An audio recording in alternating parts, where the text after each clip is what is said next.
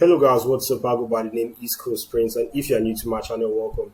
So apparently, I've been getting a suggestion to do a reaction to Shadowboxer's cover of "I Just Died in Your Arms." So basically, this song is actually a cover from a classic.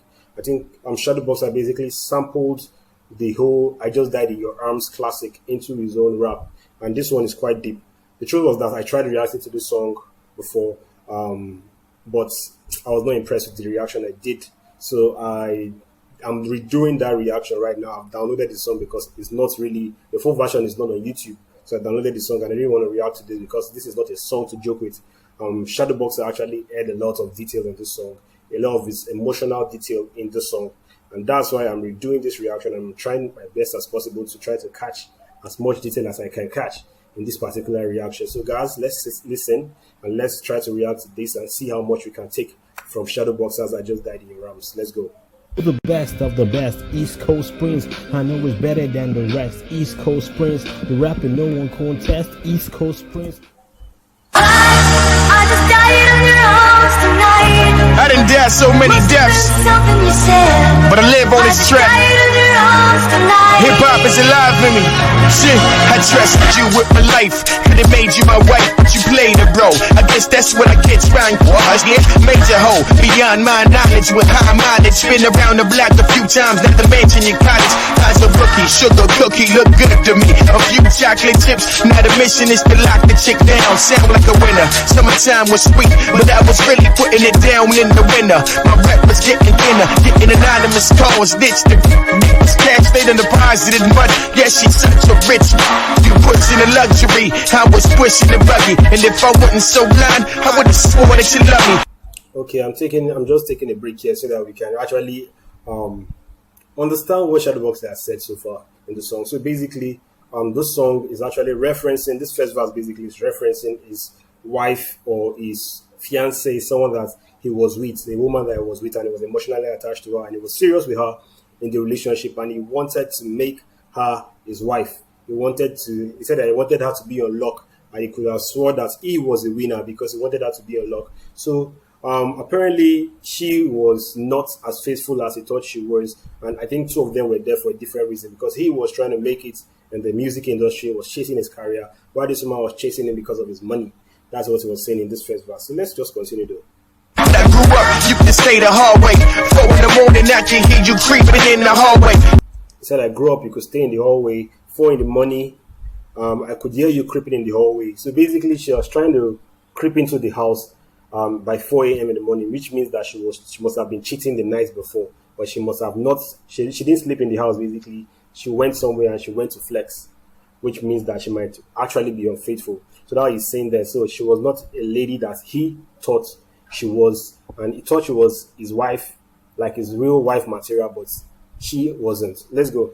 Putting it down in the winter, my rep was getting thinner, getting anonymous calls, ditched the cash stayed in deposited money. Yeah, she's such a rich. You pushing the luxury, I was pushing the buggy. And if I wasn't so blind, I would've sworn that you love me. But I grew up, you can stay the hard way.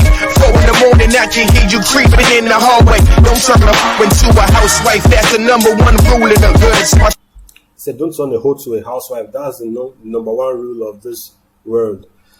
Basically, what it's just implying there is that she is not the kind of girl that I thought she was, because basically she was unfaithful and she's not the type to settle, and he wanted to settle. So that was just saying there. Let's go. Told him, if just forget me for good, I'm dead to you now.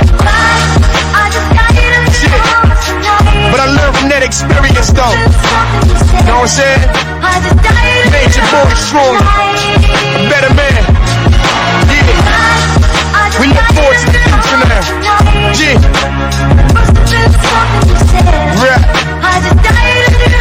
I just died. I'm getting crazy premonitions of me kicking the bucket, chasing this money. But since it's for the gas and rapping ain't my ticket out, we can shoot and stick it out. Protecting mine and taking yours. Dare you to dick it out with me. Lawless, I'm wrong, flawless. Done put you in niggas done this shit open and flawless. But sleep don't come easy, dropping into a pit like my room was flawless. Hearing Said basically just talking about his emotional struggles after he discovered that this lady was actually unfaithful to him. Said he has been having dreams of kicking the bucket. So basically, it was suicidal. So he said he may used a double on flawless. How he thought she was flawless, and how right now he's falling into a deep pit, and he feels like his room is flawless. So he used that kind of a double there, and also just basically telling you that he was really drained out emotionally, and he was just struggling to keep his mental health in check. Let's take it back a little bit. Since I be kicking the bucket, chasing this money, but since it's for the gas and it up and rapping, ain't my ticket out. We can shoot and stick it out, protecting mine and taking yours. Dare you to dick it out with me. No less, I'm wrong, flawless. Number two. No less, I'm wrong, flawless. When niggas done this shit open the floors, but sleep don't come easy. Dropping into a pit like my room was flawless. Hearing voices like talking all the chords. I'm tired paranoid. Go to Mickey D's for a burger, or take my son to Chuck E. Cheese. Left hip is a burger. He said something, and I'm paranoid. Something about making a cheese and a burger. Let's go. Wrong, flawless. Number two, red niggas done this shit open the floors, but sleep don't come easy. Dropping into a pit like my room was flawless. Hearing voices like talking all the chords. I'm tired paranoid. Go to Mickey D's for a burger, or take my son to Chuck E. Cheese. Left hip is a burger. He said, I'm quite paranoid. No longer making cheese for this boy. So basically, he was paranoid and he could not make any money. He now said, take my son to check the cheese, and left him the burger or something like that. Let's go. Flawless, hearing voices like talking all the chords. I'm tired paranoid. Go to Mickey D's for a burger, or take my son to Chuck E. Cheese. Left hip is a burger. Scope in the room. Hey. Take my son to check the cheese. Left him as a burger. Okay, let's go. Go nowhere. Never sell. Pride just some kids with fireworks on the carousel. The life I consumed, you living driven crazy about what ifs or maybes. What if my mama never had this baby, but I was birthed for her worth? I will choose the red pill. I am the one. The life you knew for your son. Done. I love you. So basically, this second verse just covers his emotional trauma that he went through, his paranoia, and also a reference to son there. I didn't even know Shadowbox had a son, but he referenced his son there, how he was making money for his son and how he just wanted to do much for his son. And I referenced his mom, putting the whole parental reference there, and says that, okay, his mom actually had him in this world and he came to this world for a reason. He said he was birthed for our worth. So the reference just actually centered it on parenting and his paranoia. So it's so the end part of this particular verse was his mom, when he referenced his mom and said that, okay, he was birthed for our worth and he's going to make her happy and just be the guy that he just felt he was called to this world to be. Let's listen. Ifs or maybes. What if my mama never had this baby, but I was birthed for her worth? I will choose the red pill. I am the one. The life you knew for your son. Done. I love you. I love you, mommy. You know? Those just dreams, though. Reminiscence. Certain things you think are happening to you. But I'm good. The sun alive and kicking. We're staring at family. Shadow boxing. Yeah, I just died. The precious, handsome son. The Lord can bless you. Bless us. You're mine too. I feel the need to address you. Yes, us. Was not. Wait. Say something now. You think I happened to you? This third verse is the part where I'm really kind of conflicted. I'm kind of confused because when I heard it before, I wasn't sure of who he was talking to and who he was addressing. And that's what I want to really check out in this one. So let's be attentive. Guys, any please I missed, please leave it in the comment section if you understand better. You guys know more of Shadowboxer's biography and his discography more than I do. So please, I really appreciate those comments and those clarity in places where I missed out on and bridge between communication and just misinformation. Let's go. But I'm good. The sun alive and kicking. We're staring at family. Shadow boxing. Yeah, I just died. The precious, handsome son. The Lord can bless you. Bless us. You're mine too. I feel the need to address you. Yes, us was not meant for a union. In communion, oh Islam. Wait, he said, you Matthew. That I heard, you Matthew, I feel the need to address you. I was not meant for the communion of Islam. So basically, Shadowboxer is kind of like talking about his religious angle It's a religious background basically in this one. And you guys will just help me clarify, because this is actually a very delicate and a very revealing detail of this track that I really want to really like dive in and really break down as much as possible. Let's take it back. Please, who is Matthew? Do you know who Matthew is? Precious handsome son, the Lord you bless us. You're mine too. I feel the need to address you. Yes, us was not meant for a union, communion, oh Islam. You was open to either or, extended your palm, just lead us. You said believe in us, and I swear we conquer all. Lord willing, plus our efforts involved. Yeah, you reach that. If we could reach back and rotate the time anti-clockwise, we'll probably be sitting laughing, eating your favorite Popeyes. I took the blame for a lot of this shit, manned up to some bull. But if you don't feel like you should stand up, put your hand up in school, just know that I never planned to miss your Kodak. Picture perfect marriage up, not that you told that to the masses. Turn down canceling sessions and classes.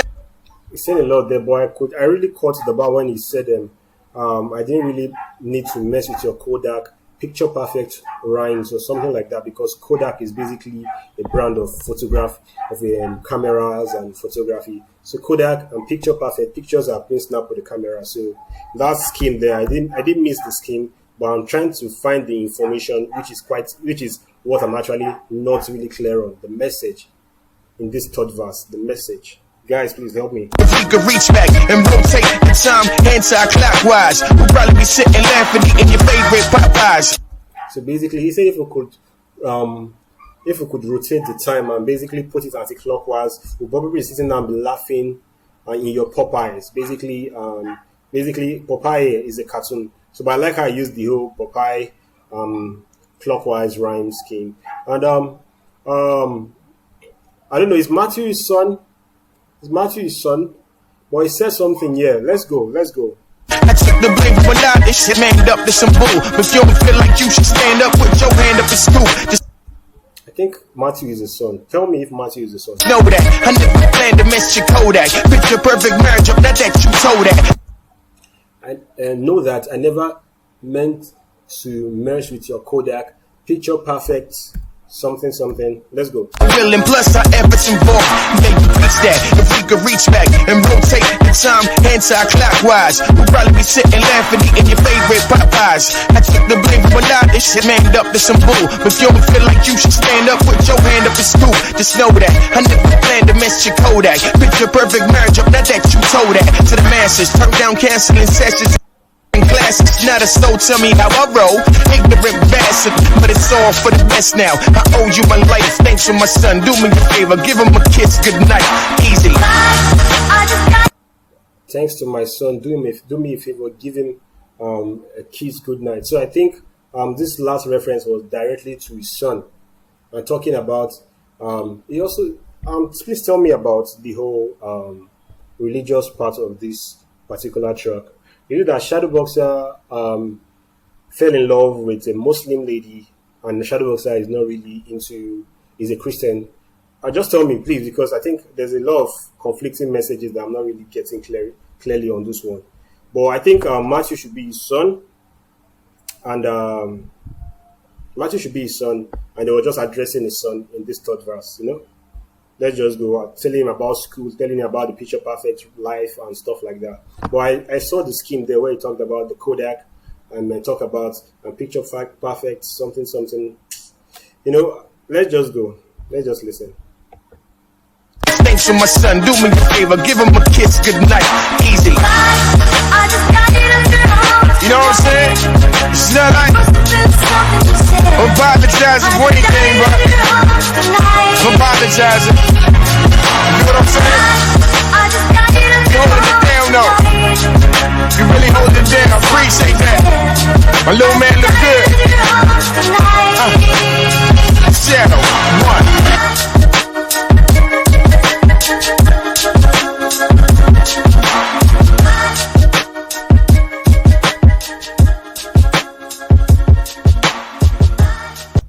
I think lyrics videos usually help. Lyrical videos where you could actually listen and read what the guy is saying, because he spoke very good English in this one, but sometimes the word scheme is beyond clarity, where you can't really grab his words as much as you really want to, but you can actually get the overall message. So I don't know, this third verse particularly has a lot of detail in it, but I'm not really so sure, or the picture, totally the clear picture of the third verse. But I feel like he was addressing his son and telling his son how he would have wished to be a better dad for his son and be out there for his son, and So, but apparently the whole song totally was just talking about his whole relationship trauma with the lady and how she was unfaithful and how he had to leave her, and also how he's really doing everything to make his son happy, and his life so far is for his son. And he also referenced his mom, basically, how he feels like his mom, he values his mom so much because she had a choice and she still birthed him in this world, and for that he's always grateful for her. So that's the total picture I got from this song. Tell me, please, communicate with me right in the comment section. Let me see the detail I missed. If you know better, please leave it in the comment section, guys. Anyway, this is the end of my reaction to I Just Died in Your Arms Tonight. Actually, this is actually a brain teaser because I really stressed my head for this one to crack the safe open. And guys, if you are new to my channel and you really loved my efforts and what I did on this track, and you love my reactions, if you don't love my reactions, just subscribe. But if you love my reactions, come on, subscribe, comment, leave a like. And guys, we'll see you in my next music video reaction. I remain your humble self, East Coast Prince. And with that being said, guys, peace.